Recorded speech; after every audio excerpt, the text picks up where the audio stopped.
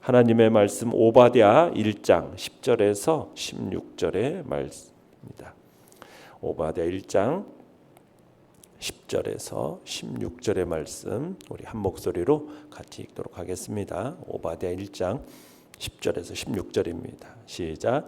내가 내 형제 야곱에게 행한 포악으로 말미암아 부끄러움을 당하고 영원히 멸절되리라. 내가 멀리 섰던 날 곧 이방인이 그의 재물을 빼앗아가며 외국인이 그의 성문에 들어가서 예루살렘을 얻기 위하여 제비 뽑던 날에 너도 그들 중 한 사람 같았느니라. 내가 형제의 날 곧 그 재앙의 날에 방관할 것이 아니며 유다 자손이 패망하는 날에 기뻐할 것이 아니며 그 고난의 날에 내가 입을 크게 벌릴 것이 아니며 내 백성이 환난을 당하는 날에 내가 그 성문에 들어가지 않을 것이며 환난을 당하는 날에 내가 그 고난을 방관하지 않을 것이며 환난을 당하는 날에 내가 그 재물에 손을 대지 않을 것이며 내 거리에 서서 그 도망하는 자를 막지 않을 것이며 고난의 날에 그 남은 자를 원수에게 넘기지 않을 것이니라. 여호와께서 만국을 벌할 날이 가까웠나니 내가 행한 대로 너도 받을 것인즉 내가 행한 것이 내 머리로 돌아갈 것이라. 너희가 내 성산에서 마신 것 같이 만국인이 항상 마시리니 곧 마시고 삼켜서 본래 없던 것 같이 되리라. 아멘. 오늘 말씀의 제목은 에돔의 죄목이라는 제목으로 말씀을 나눕니다. 우리가 어제 에돔 족속이 자신들의 안전을 확신하고 극한 교만에 사로잡혀서 있었던 것에 대한 하나님의 심판, 그 심판을 우리들이 보았습니다. 오늘 본문에서 이 여호와께서 에돔을 심판하실 수밖에 없는 그 근거를 오늘 본문은 제시를 하고 있습니다. 내용과 찰문제 1번입니다. 에돔이 야곱 곧 이스라엘에게 행한 포악은 어떤 것입니까? 어떤 포악을 행했느냐면 예루살렘이 멸망할 때 바벨론에 의해서 멸망당할 때 에돔은 형제 나라임에도 불구하고요 멀리 서서 방관합니다. 그러면서 유다 멸망의 공범이 되었을 뿐만 아니라 오히려 유다의 멸망을 기뻐합니다. 게다가 그 성문에 들어가서 형제 재산에다가 손을 댑니다. 그리고 길목에 서서 도망하는 자들을 막아서 원수의 손에 넘겨주는 그런 죄악을 더합니다. 자, 하나씩 한번 보면 11절 한번 읽어보겠습니다. 11절 시작. 내가 멀리 섰던 날 곧 이방인이 그의 재물을 빼앗아가며 외국인이 그의 성문에 들어가서 예루살렘을 얻기 위하여 제비 뽑던 날에 너도 그들 중 한 사람 같았느니라. 자, 에돔이 하나님의 준엄한 심판을 받아서 멸망하게 된 그런 언약 백성, 하나님의 언약 백성에 대해서 어떻게 자신의 형제 민족인 이 야곱에게 행한 포악이 어떤 것이었느냐? 어떻게 보면 야곱과 예서라는 이 두 사람 쌍둥이였지 않습니까? 이삭의 쌍둥이였지만 또 근데 장자권 문제를 둘러싸고 상당히 오랜 동안 적대적 관계를 형성했던 것이 이 야곱과 에서였어요. 그러다가 전격적으로 화해를 하긴 했죠. 그렇지만 그들의 조상으로부터 시작된 이 이스라엘 족속과 에돔 족속과의 관계는요 그렇게 좋은 관계가 아니었습니다. 서로 좀 적대시하는 관계가 유지됐어요. 그런 에돔 족속이 유다 족속에 대한 적대감 때문에 이 바벨론 제국에 의해서 이제 유다가 멸망당하는 그 시점에 그것을 보면서 이것을 자기들의 기쁨으로 생각합니다. 그리고서는 유다가 멸망하는 날 유다에 대한 어떤 침략군으로서 어떻게 보면 유다에 맞서게 되고 적극적으로 유다의 침공에 앞장서서 행한 것이 바로 에돔 족속이에요. 그러면서 약달차의 편에 서서 합류해가지고 유다의 성읍에 들어가서 각종 재물들을 약탈하는 갖가지 악행을 자행한 사람들이 바로 에돔 족속이었던 겁니다. 12절을 읽어보겠습니다. 12절 시작. 내가 형제의 날 곧 그 재앙의 날에 방관할 것이 아니며 유다 자손이 패망하는 날에 기뻐할 것이 아니며 그 고난의 날에 내가 입을 크게 벌릴 것이 아니며. 자, 여기서 예루살렘의 멸망의 날을 가리켜서 에돔 족속을 향해 무슨 날이라고 지금 얘기하고 있습니까? 형제의 날 이렇게 얘기하고 있죠. 형제의 날. 그러니까 그들이 자행한 이 악의 도의적인 책임을 지금 크게 부각시키고 있는 겁니다. 두 민족의 뿌리가 바로 에서와 야곱이라는 쌍둥이 형제로부터 출발했다는 점을 고려하면서 지금 두 민족은 무슨 관계라는 거예요? 형제 관계라는 것을 지금 얘기하고 있는 겁니다. 그래서 형제의 날이라는 표현을 쓰고 있고, 그러면서 그 재앙의 날, 이 재앙의 날이라는 표현도 전혀 예기치 못했던 어떤 뜻밖의 재난을 의미하는 겁는데, 뜻밖의 재난을 당하는 그때 뭐 하고 있었다라는 거예요? 방관할 것이 아니며 라는 것은 무슨 말입니까? 멀리 서서 방관만 하고 있었다라는 거예요. 방관자. 그게 참 분통 터질 노릇인 거죠. 방관만 하고 있는 그들을 보면서. 그런데 에돔은 그 일을 자기와 아무 상관없는 자들이 당하는 일인 양 그렇게 생각했다는 거죠. 아무런 행동도 안 해줬을 뿐만 아니라 오히려 어떻게 했다고요? 유다 자손이 패망하는 날에 기뻐할 것이 아니며 라는 표현은 무엇이겠어요? 오히려 크게 기뻐하는 감정을 보였다라는 거죠. 그러니까 형제의 고난을 보면서 기뻐하는 태도, 이게 악한 태도인 거죠. 고난에 대해서 주님은 뭐라고 얘기합니까? 함께 울고 함께 아픔에 동참하면서 함께 나누어야 되는데 그러질 못한 망정 멀리 방관자로서만이 아니라 오히려 그로 인해서 기뻐하는, 이 결코 있을 수 없는 일을 에돔 족속들이 행한 겁니다. 유다의 멸망을 바라보면서 자신들의 모습을 돌아보기는커녕 오히려 즐거워하고, 그건 뭐라고 얘기하고 있습니까? 그 고난을 네가 입을 크게 벌릴 것이라. 입을 크게 벌릴 것이라는 말이면 거만하게 말했다라는 거예요. 거만하게. 마치 자신들은 번영하고 안전이 영원할 것처럼 거만하게 그렇게 말을 했다라는 겁니다. 13절로 14절을 읽어보겠습니다. 시작. 내 백성이 환난을 당하는 날에 내가 그 성문에 들어가지 않을 것이며 환난을 당하는 날에 내가 그 고난을 방관하지 않을 것이며 환난을 당하는 날에 내가 그 재물에 손을 대지 않을 것이며 내 거리에 서서 그 도망하는 자를 막지 않을 것이며 고난의 날에 그 남은 자를 원수에게 넘기지 않을 것이니라. 지금 하나님의 백성들이 유다 백성이 이처럼 큰 재난을 당하는 날에 에돔 족속들은 어떻게 하냐? 앞장서서 그 성문에 들어가서 침략군에 편승해서 약탈을 일삼았다라는 것을 지금 지적하고 있는 겁니다. 고난을 방관하는 것, 이것은 극심한 고난을 당하고 있는 그걸 뻔히 알면서도 조금 더 도우려고 하지도 않고 그냥 방관자의 태도만 유지하고 있는 겁니다. 오히려 유다의 파멸을 앞장서서 주도하고 탈취와 노략을 일삼고 그들의 비참한 운명을 비웃고 조소했다라는 거죠. 그러니까 하나님은 원수라 할지라도요, 그들의 멸망을 기뻐하거나 즐거워하는 것을 좋아하지 않으십니다.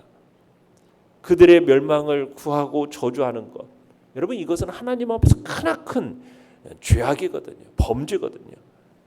그 범죄로 인한 공의와 심판을 피할 수 없음을 하나님이 밝히시는 겁니다. 에돔 족속들은 침략자가 성 안으로 들어와서 막 칼을 휘두르면서 사람들을 그렇게 치는 상황 속에서 유다 족속들이 어떻게 목숨을 건지기 위해서 막 도망쳐요. 그 도망치는 자들의 생명을 보존할 그 통로, 어떻게 보면 보존할 그 통로까지 어떻게 했다는 거예요. 막았었다라는 거예요. 유다 사람을 살육하는 자들에게 내어주었다라는 거예요. 그래서 비참한 죽음을 당하도록 만들었다라는 거예요. 그러니까 유다의 멸망은 그 민족 사람들 전체를 죽음으로 몰고 가지 않았었어요. 하나님은 그 가운데 생존자들을 두셨어요. 그런데 에돔 족속은 그 생존자들을 발견하면 어떻게 했다라는 겁니까? 그들을 잡아다가 침략자들에게 넘기는 그런 일을 자행한, 이게 바로 에돔 족속이었다라는 거예요. 내용 관찰 문제 2번입니다. 포악으로 인해 에돔이 받는 심판은 무엇입니까? 자, 하나님께서 만국을 벌하실 그 심판의 날에 에돔, 그들이 예루살렘에 행한 것 같은 똑같은 운명에 처하게 될 것이라고, 완전히 멸절할 거라고 하나님은 선언을 하십니다. 자, 10절 같이 한번 읽어보죠. 10절 시작. 내가 내 형제 야곱에게 행한 포악으로 말미암아 부끄러움을 당하고 영원히 멸절되리라. 에돔 족속이 영원히 멸절될 거라. 직접적인 예언을 선포하시죠.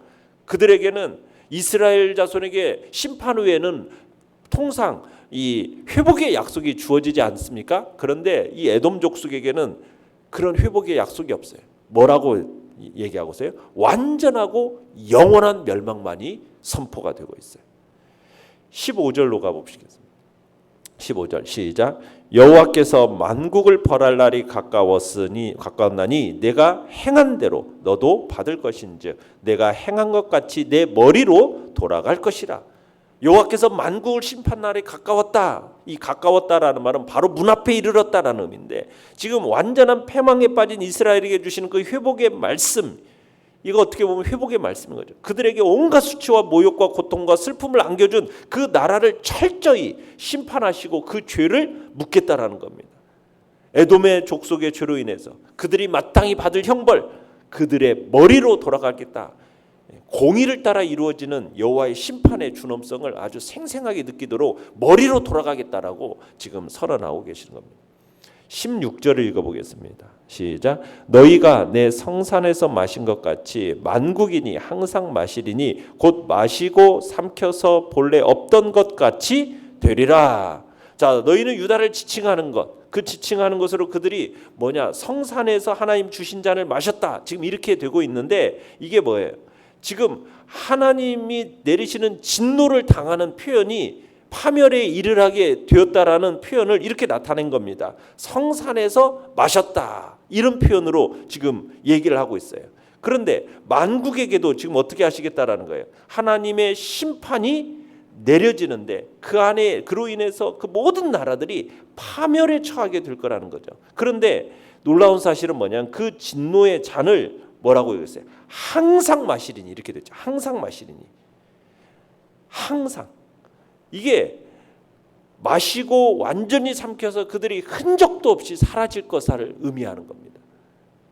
항상 마시리니 본래 없던 것 같이 되리라.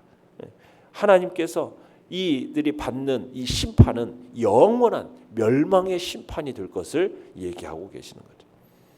연구와 묵상 문제 3번입니다. 유다가 바벨론에게 패망할 때 옆에서 노략질을 일삼던 에돔에 대한 말씀을 보면 이웃의 불행을 자기 기회로 삼는 자에 대해 하나님이 어떻게 평가하시겠습니까?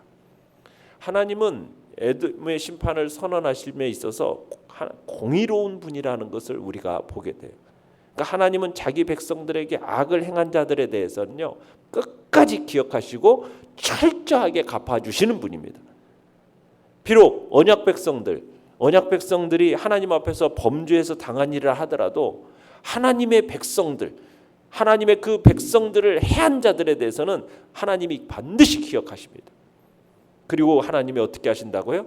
그 공의로 심판하셔서 보복을 위해서 불의와 강포, 잔악한 행위를 일삼은 그대로 갚아주시는 분이 하나님이시라는 거예요. 그러니까 과거에 뭐 어떤 역사를 안고 있었던 어떤 경우였든 뭐 그 악이라는 것은 합리화될 수가 없다라는 거예요. 악을 자행한 그 사람은 그 어떤 이유로든 그가 저질른 그대로 하나님이 심판을 하시겠다라는 거죠. 보통 자기가 막 그 악에 대한 어떤 책임 추궁이 따르면은 사람들이 어떻게 해요? 그게 명명백백한 악이고 그릇된 이름에도 뭐 자기를 합리화하지 않습니까?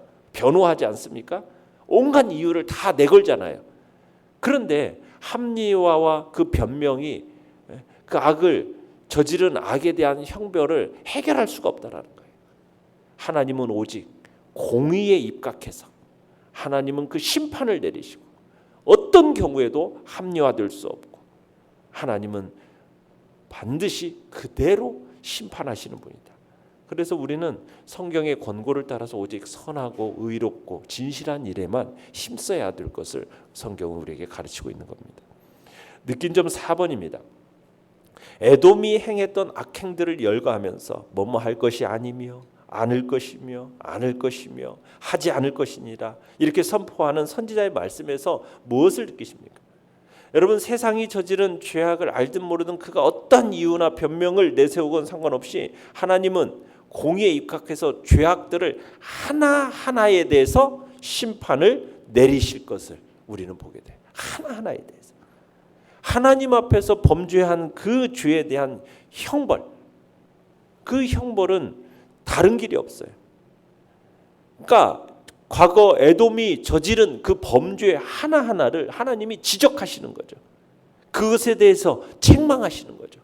그런 것처럼 여러분, 장차 심판날 하나님이 죄인들이 저지른 그 모든 악에 대해서 하나님이 밝히시는데 하나하나 다 직시하고 그것에 대해서 책망하실 거라는 거예요.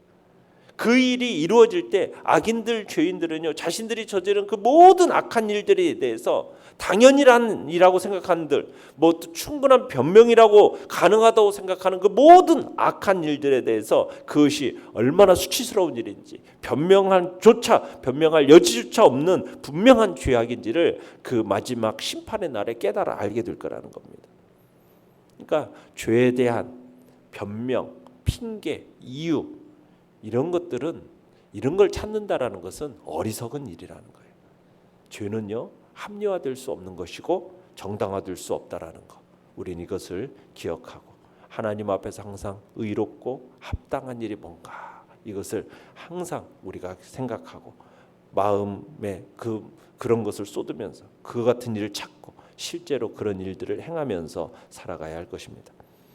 결단과 적용 5번입니다. 내 주위의 악한 자들이 나를 고통스럽게 할 때 하나님께서 이를 곧 갚아주시리라는 믿음이 있습니까?